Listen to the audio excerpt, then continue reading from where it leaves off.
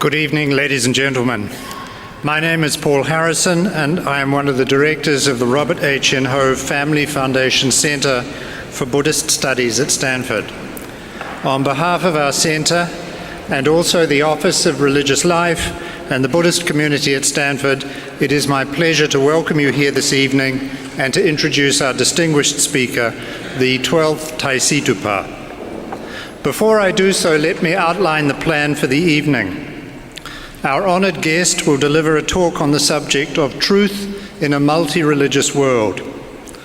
After that talk, Stanford's Dean for Religious Life, the Reverend Professor Jane Shaw, will engage Rinpoche in conversation, which will conclude the program. We decided that we would not have a Q&A from the audience this evening to avoid running the risk of short speeches skillfully disguised as questions, or long speeches not disguised at all. But we hope that the questions Professor Shaw will ask will be the ones that you might have wanted to put to our guest yourselves.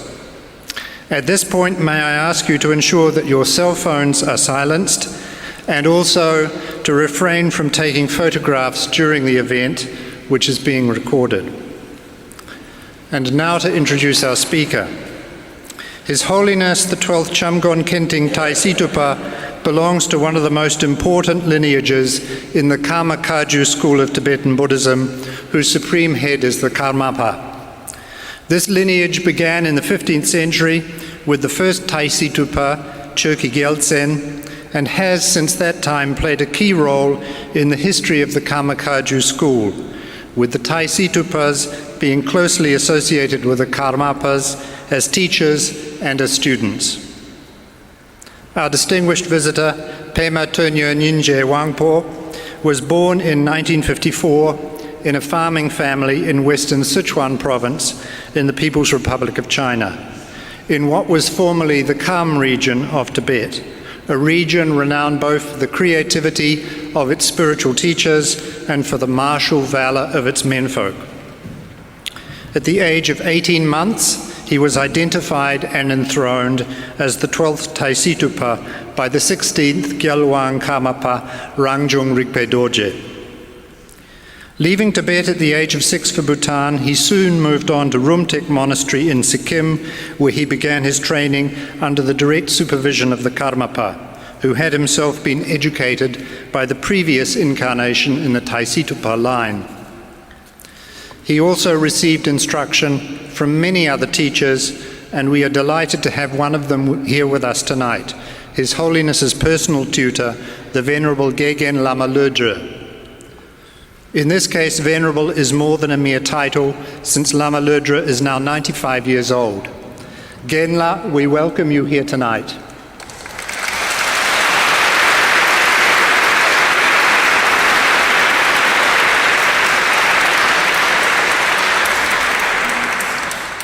The 12th Tai Situ Pa has spent nearly all his life in exile from his native land and from his monastic seat, Palpong Monastery in Sichuan, near the border with the Tibet Autonomous Region.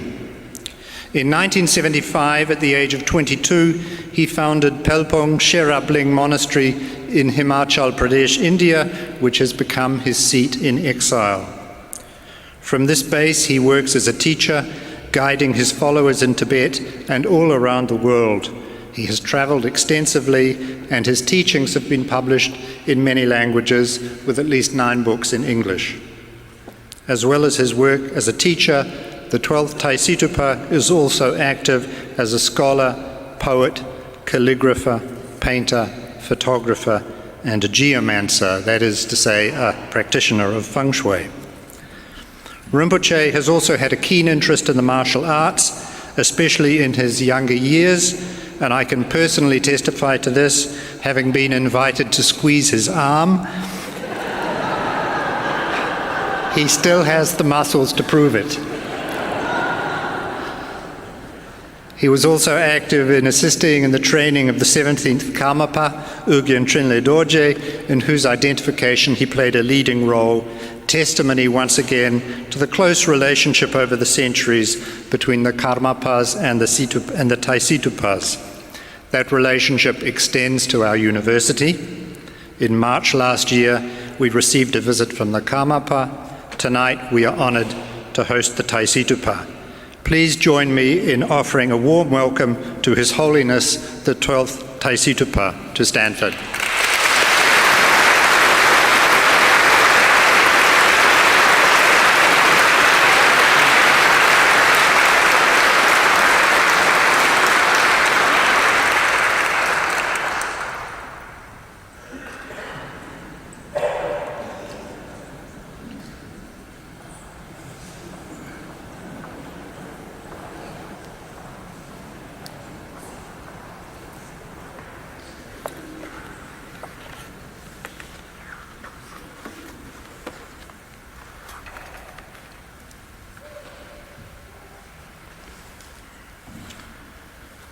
Tamge duje shaje reson chong yenje medo duje pongjamba serje lumbo dabro jibego shakje jarbe shabla chansal lo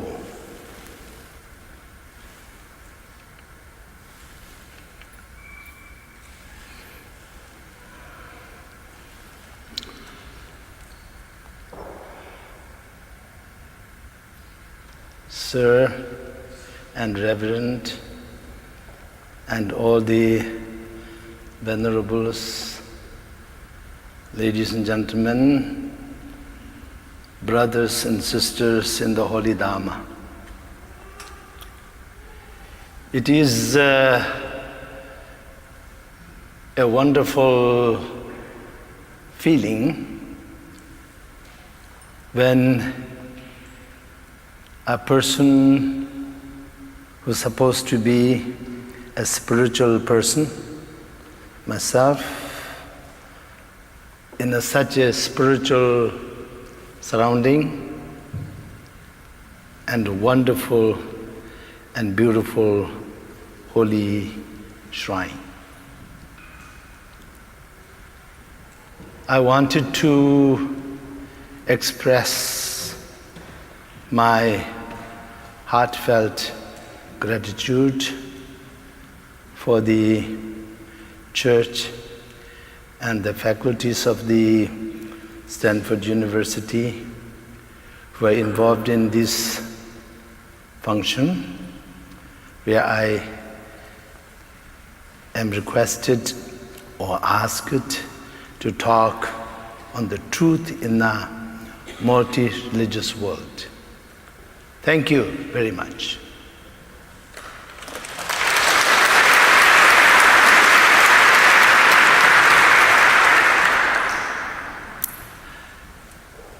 Actually, you have given me a very big task.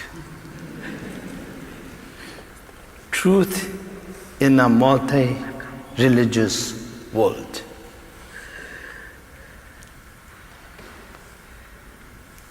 It speaks a million words, and there is a million questions in this title of the talk. And only way for me to deal with this is by simplifying this for my sake. So first, I like to simplify for my sake and share this with you.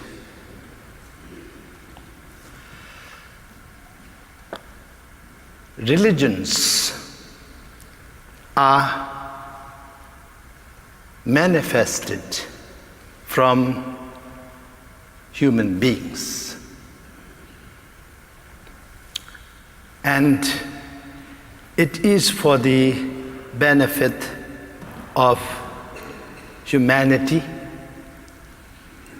and human beings to benefit all the other living creatures. So therefore, truth is what is relevant to every living creature and every human being. The common interest, the common belief. That is, ladies and gentlemen, nobody likes to suffer, everybody likes to be happy. That is the truth. Isn't it? Do you agree with me? Okay.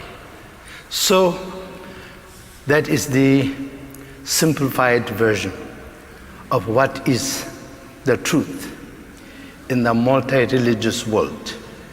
Or I can add to it multicultural world, or multiracial world, or multi-sentient being, all kinds of sentient being, big and small, all kinds of sentient being. So world is full of them. But everyone have in common is no one like to suffer, everybody like to be happy.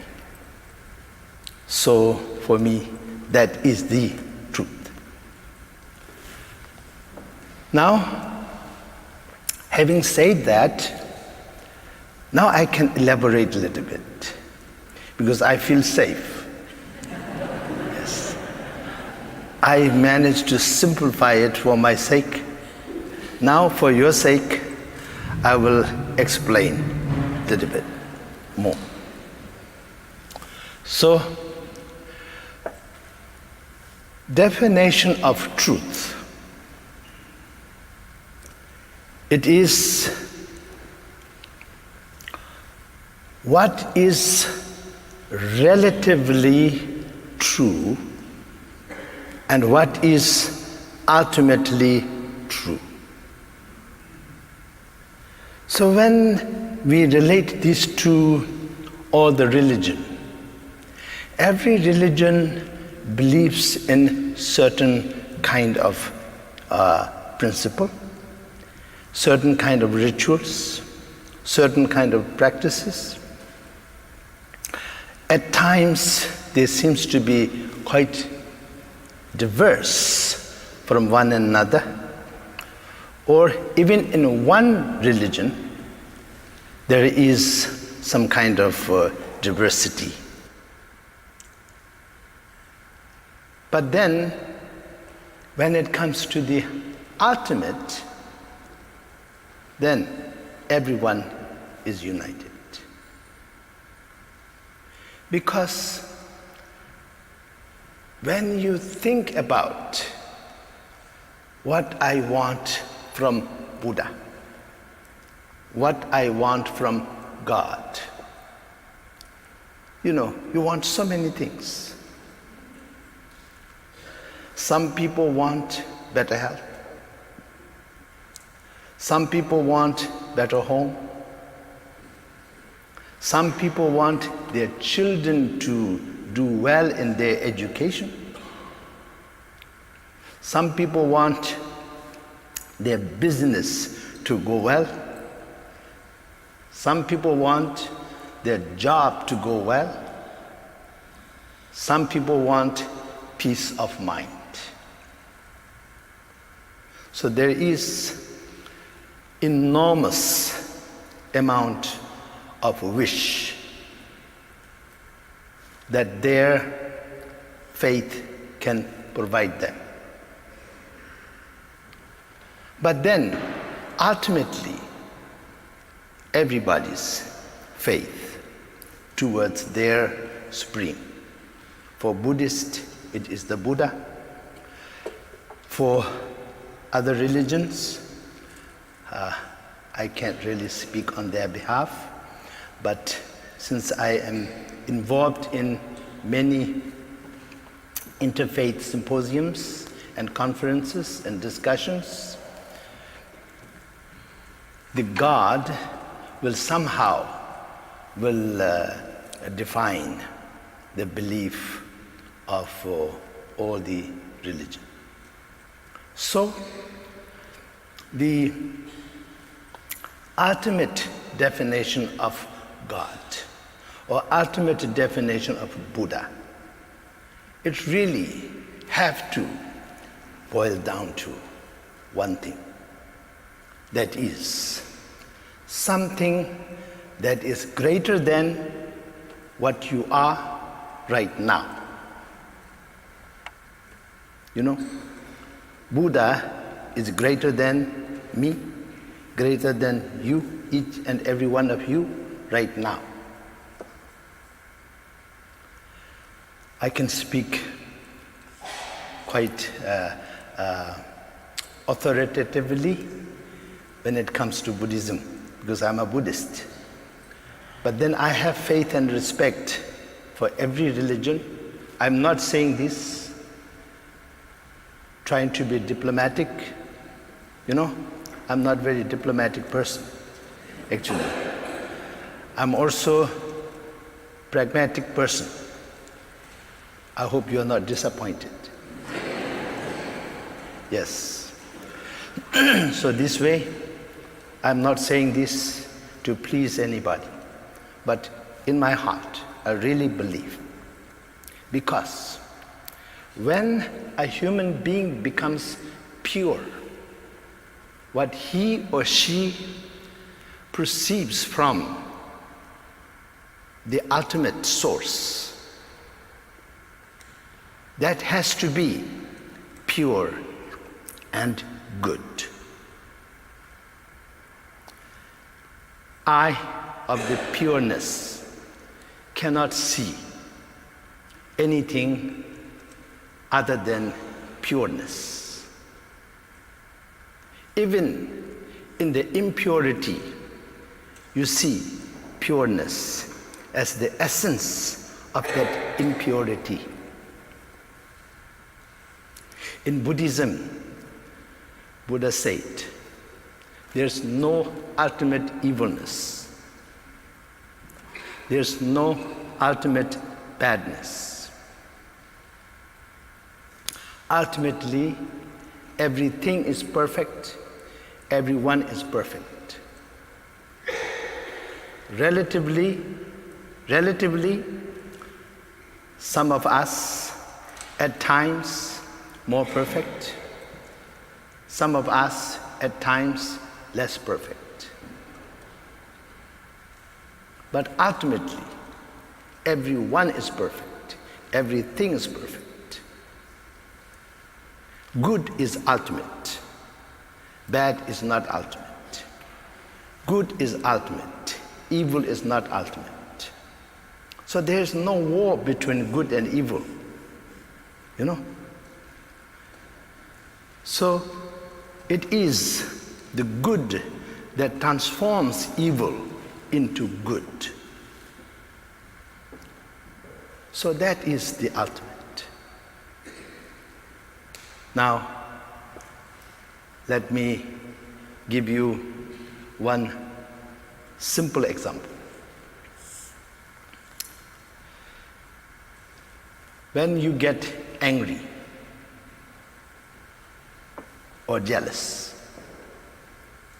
you know, jealousy is very evil.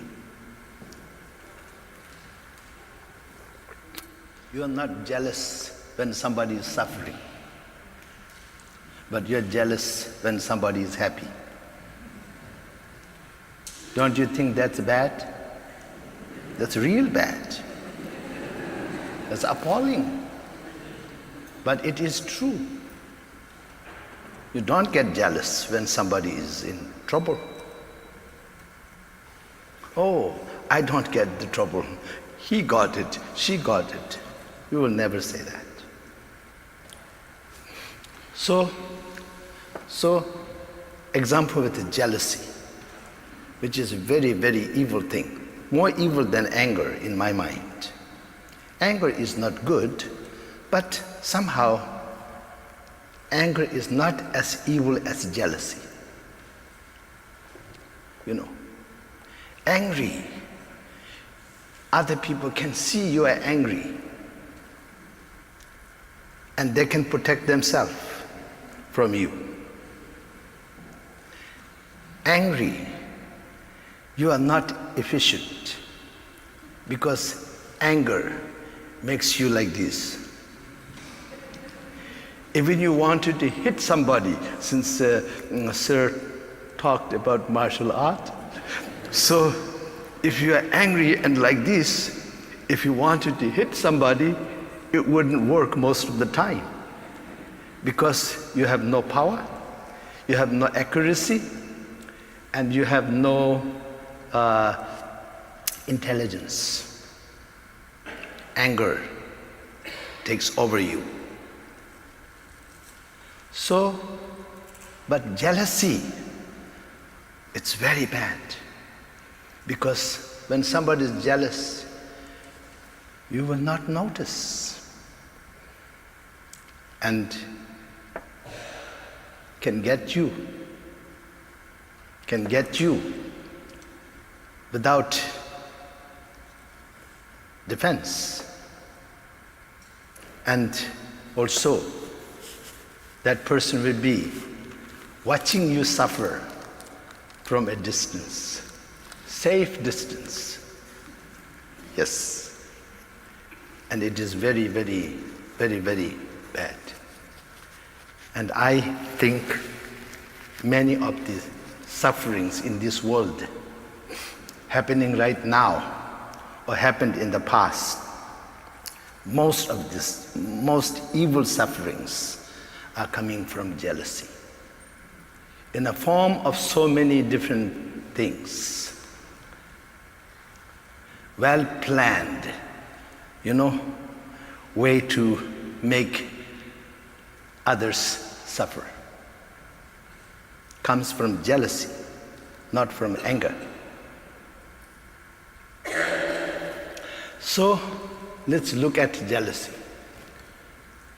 If you become jealous, you feel you're jealous, you should have mindfulness and awareness so that you notice something like this rises within you. So, if you notice it and you relax and you look at it, then all the fallacy of that jealousy becomes so transparent. You don't have to do anything. The jealousy will dissolve. And your jealousy might become appreciation. Somebody is doing very well. And now you realize your jealousy is for somebody doing well. And when you realize how stupid that is and how appalling that thought is, then you just don't want to have anything to do with it. Then what happens next is, of course, why not? Why not?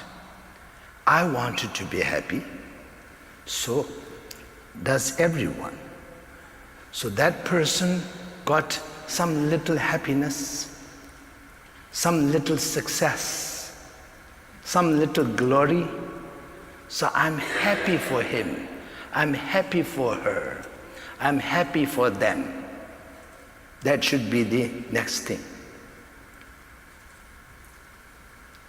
So that way, every religion, every spirituality preaches us tolerance, compassion, love, kindness, openness, all of this. And when you practice this, it is so wonderful, so beautiful. You are healed right there, from within. From within.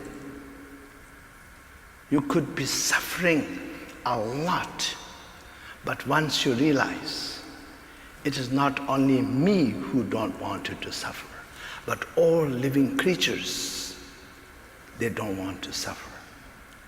So now I can see what is suffering because I am tasting the suffering in me.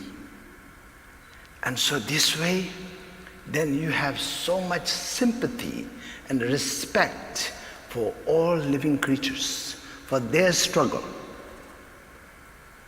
And this way, you sincerely wish no one suffer. And at times you will be surprised actually. At times you might think, may this suffering of mine will be the suffering of everyone. May I suffer on behalf of everyone. Since the suffering is happening already in one's own life, then let it be the remedy for everybody's suffering. So you never say, why me? You know, when somebody have problem, many times they say, why me? It breaks my heart. Honestly. And then you will be able to say, why not me? If you agree with me, please say, why not me? Okay? When somebody is happy and doing well, instead of getting jealous about it, why not them? Why not them? Why not them? Yes. So I'm very happy. At least I managed to make you say it. Yes. And then the next step is, I want you to be able to mean it. But I think all of you are Americans. I came to United States of America first time in 1981. Since then, what I have noticed with Americans is you speak your heart. You express what you feel.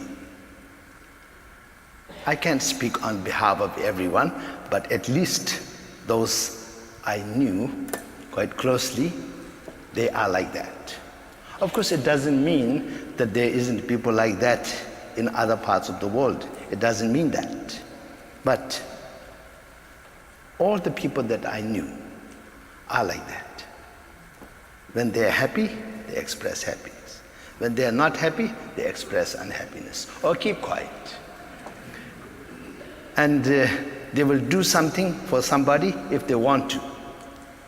They will not do something for somebody if they don't want to. They will not.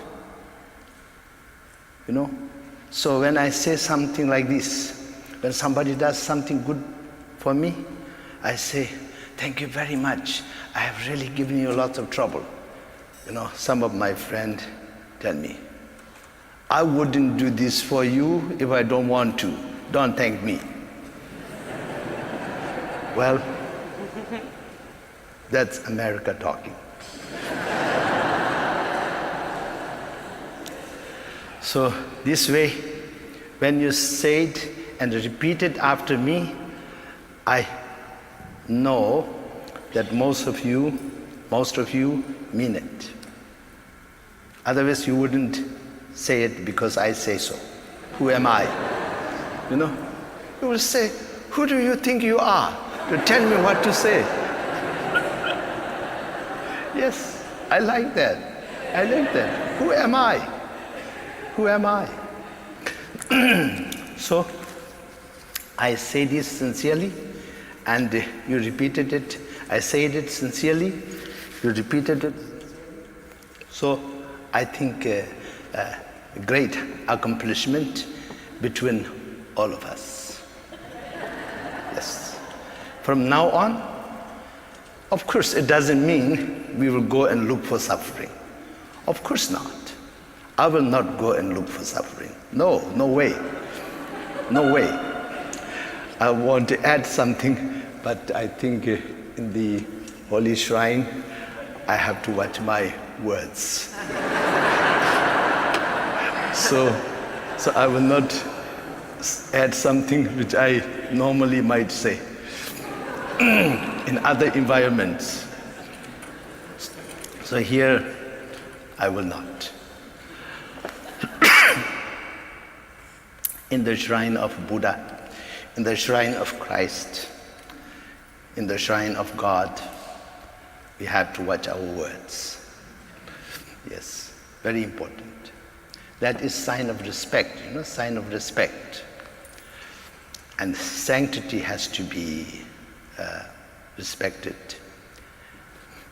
Now, from today on, I and you, all of us, should be able to have this natural reflex. When something not so good happened to us, we will do our best to avoid the problem. But instead of saying, why me, we will say, why not me? Okay? If it has to happen, then it should be me. Because I don't mean to be presumptuous, but we know something about what is suffering. There is lots of people out there who have no idea what is suffering. Therefore, they hate it. And they will say, why me? Why me means what? Read in between the line. Why not everybody else? My goodness.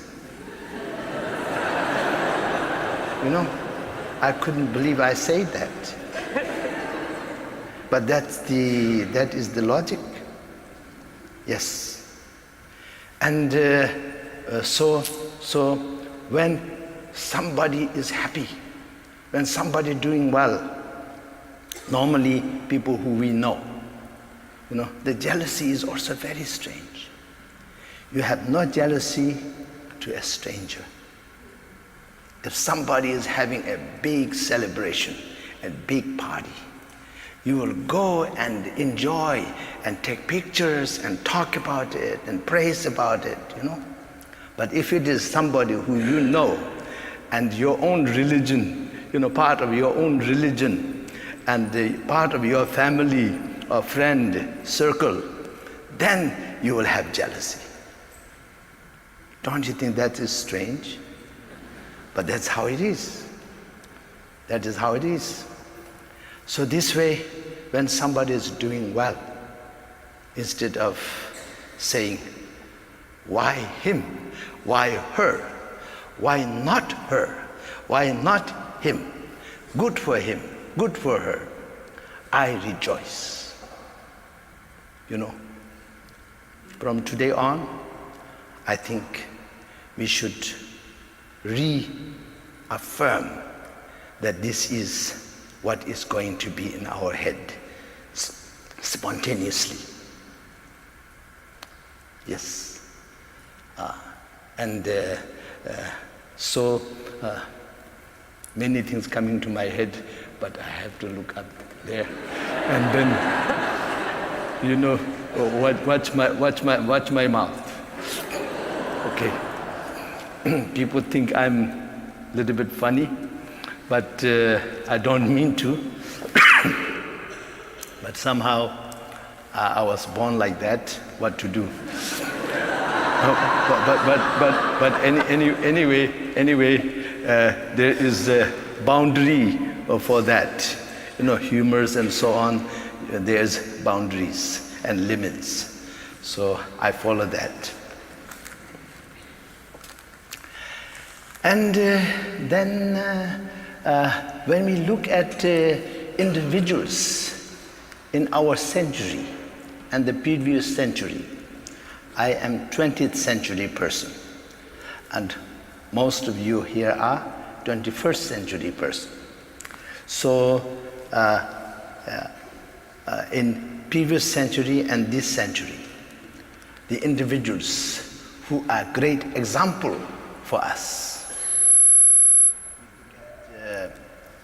Mother Teresa, late Mother Teresa, she is a great example for humanity, and how she practiced her love and kindness towards others. And then present living person, His Holiness Dalai Lama, is perfect example how he teaches throughout the world the compassion and love. His embodiment of love, his embodiment of compassion. We have living example. And these great beings are doing everything in action. But then we, as the witness for what they have done and what they are doing, we should be following their footstep. And there isn't any good thing that is too good for us not to follow. You know, something is too big, too good, we shouldn't have anything to do with it. No. For me, Buddha, 2,600 plus years ago, attained enlightenment, and I wanted to attain the same thing. It's not a presumptuous thing. That is not wrong thing. That is the right thing. And I guess, being in the house of God, that Jesus Christ, what he have done for the humanity, if I be a little presumptuous and say a few words, okay? So I think we are to follow him. And he is our example. It is not that if we say, may I be like him to do the good that he have done for the humanity, it shouldn't be the wrong thing. It should be the right thing. As a Buddhist, I can say this because I always say, may I become Buddha to help all living beings, all sentient beings to become Buddha. That is the most correct thing as a Buddhist. It is not ambitious, it is not outrageous, it is not disrespectful. That is the ultimate way to respect Buddha, ultimate way to appreciate Buddha, just by wanting to become like him. Okay?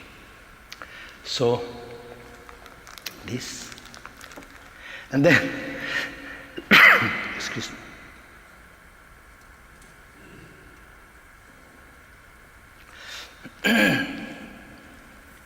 And then, going back to the truth in a multi-religious world, going back to this subject. Now, in this world of ours, we need everything to solve the most urgent problem that humanity is facing. What is that? Where is the problem? Where is the source of the problem? It is in here. Okay? It is in our own head. We are full of knowledge, which is very good. But if we don't transform our knowledge, then it cannot become wisdom. So it is like eating food. When we eat lots of food, if we able to digest it, then it becomes health. But if we are not able to digest it and burn it, then we become obese. So in our century, there is big danger that we can become the knowledge obese. We know too much, and we are not able to transform the knowledge into wisdom. Therefore, knowledge will become a burden rather than beneficial. So this place, the Stanford University, is the institution which provides wisdom. And wisdom based on knowledge. When I saw this beautiful church, and solid church, I mean solid, like a redwood tree, tall as it is above the ground, the root is as deep into the ground. So that is what solidness represents. And when I saw that solidness and beauty and so much thought, that dedication went into every single little thing in here. I mean, not little thing, every single big thing. They're not little, big. So very big, everything. It is sign that humanity did not lose the hope. And so in the middle of the education center, there is the wisdom center. The ultimate of the knowledge is to transform it into wisdom. And that is what this establishment, physical presence of the church in the middle of the university represents to me. Soon as I entered this roadway and saw this magnificent structure, that is what came to my mind. My great teachers, my masters, always told me, you practice what you have learned into your life. Then your knowledge will become wisdom. Otherwise, your knowledge will just remain as an information, and you will become very proud of having them against those who don't have them. And knowledge has to be transformed into wisdom. So I feel so good here, and I can talk for hours and hours. I can talk until tomorrow if you want me to. Because I feel so good. Yeah, in the middle of the great education center, there is the spiritual establishment. So solid, so beautiful, so thoughtfully established. Not just a wishy-washy little thing, easy to be blown away by one wind, one big wind, it's gone. Not like that. It survived several big earthquakes. And you can see, I was admiring the structures that were put later after the two major earthquakes. So this represents to me how precious the entire institution here consider this place is. They don't want it to fall down. They want it to stand here forever. Of course, there's no forever. Forever is very, very long time. Forever means billions of centuries, but it will stand for a long time, hundreds and hundreds and hundreds of years. So at least everybody attempting to serve this way. So therefore, it is essential that all of us, we have the potential to have wisdom. And because primordial wisdom is our essence. Primordial wisdom. I give you a very simple example. If you have a problem in your life, if you have a problem, if you just say, leave me alone for 30 minutes and just sit down and relax. Calm down. Calm down, fellas. Calm down. Then you will find the solution for your problem. When you have a problem, if you are hysterical, you will never find the solution. You will make it worse. Yes, you will make it worse. But if you just sit down and calm down, the solution comes from within. And that is what we call primordial wisdom, Buddha within. And as a Buddhist, I can say loud and clear, each and every one of us are the temple of Buddha. Buddha lives in each and every one of us.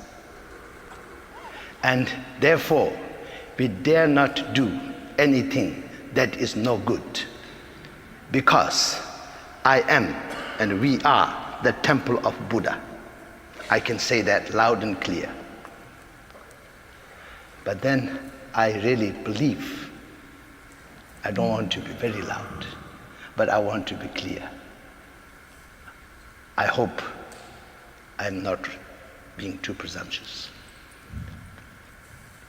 In the house of God, we are the temple of God. God lives within us.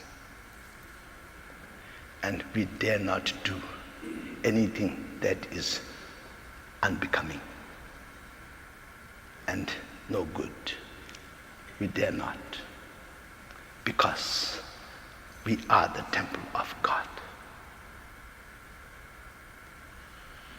I hope I'm not being too presumptuous. But we are the temple of Buddha. I am not presumptuous, because that is what I was taught by my great masters. That is what I try to understand all my life. From the age of 1.5 years old until today, age of 63.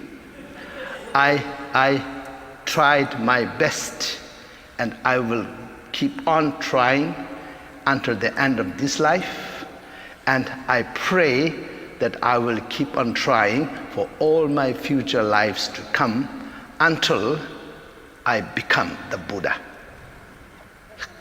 And if it happens in 100 life, that will be jackpot. Oh, sorry. Sorry.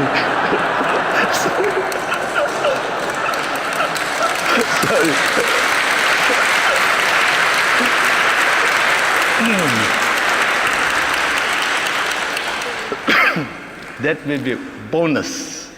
I think that's okay. Yeah, that will be bonus, great bonus. But even it takes 1 million life, no problem. Each life I improve 1 millionth of a time. And This life, I'm so happy. And I'm so happy here to be with all of you, with all the spiritual people, education people, and so many good people. And we all wanted to do everything we can for everyone out there who are not here, out there, hundreds of millions of them. We all wanted to do everything that we can to make them feel like where we do. I feel good. Boy, I feel good. I tell you, I feel awesome. I feel awesome. That's the blessing of my gurus. That's the blessing of Buddha. Buddha up there, as well as Buddha in here. When these two meets, there's nothing like it. There's nothing like it. I guarantee you, there's nothing like it. Okay? So, I'm very happy to share this with you as the response to the request from this august institution, and also this august department, which involves with spirituality, both Christianity and Buddhism, and then also Judaism. The rabbi is here, and many other faiths. Many other faiths are represented here, one way or another. So I'm very happy to share this with you. And I don't mean I feel good at the pulpit only. This is a blessing, of course, because so many great words came from here and went to individuals that they have taken at home. And it has planted so many great positive seeds in every home where the teaching, the message is taken from here. Of course, I feel good and honored, but I don't mean that. Just being me in this life. You know, I'm not saying who I'm supposed to be. I'm supposed to be somebody who's very holy, very sacred, very important, very big, very this, very that, you know. So I don't mean that. But just receiving all the blessings that I have received, and just by being so honored to practice what I practice, I feel so good and so awesome all the time.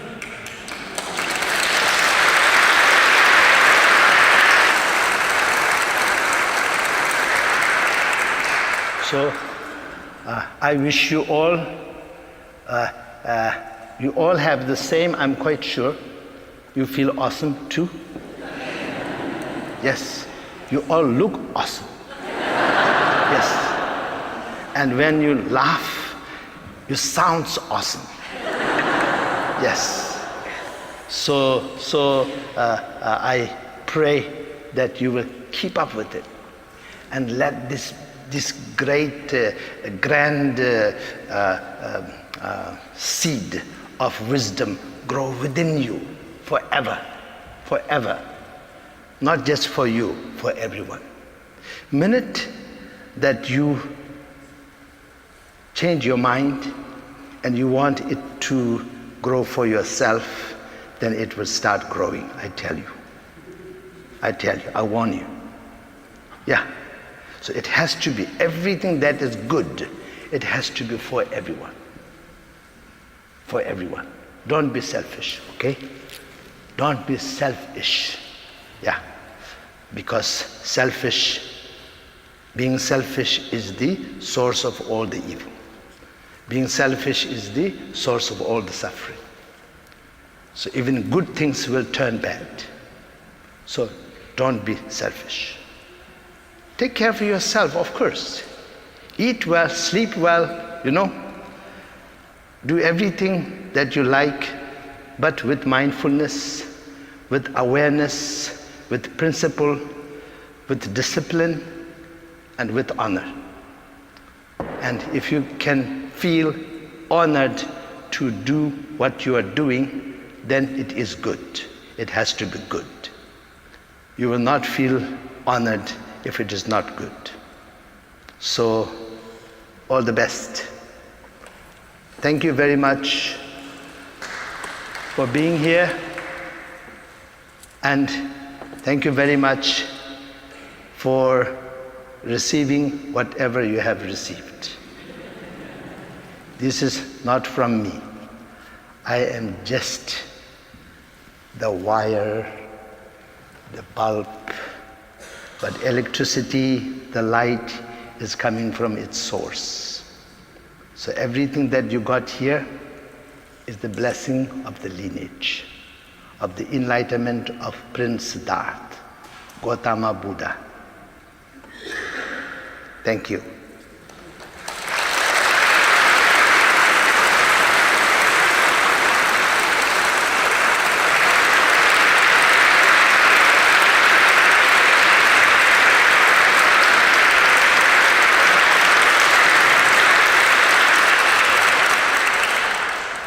I thank Buddha.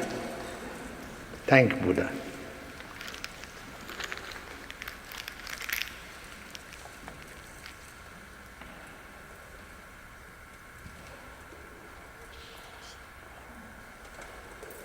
I'd like to say a short prayer, dedication.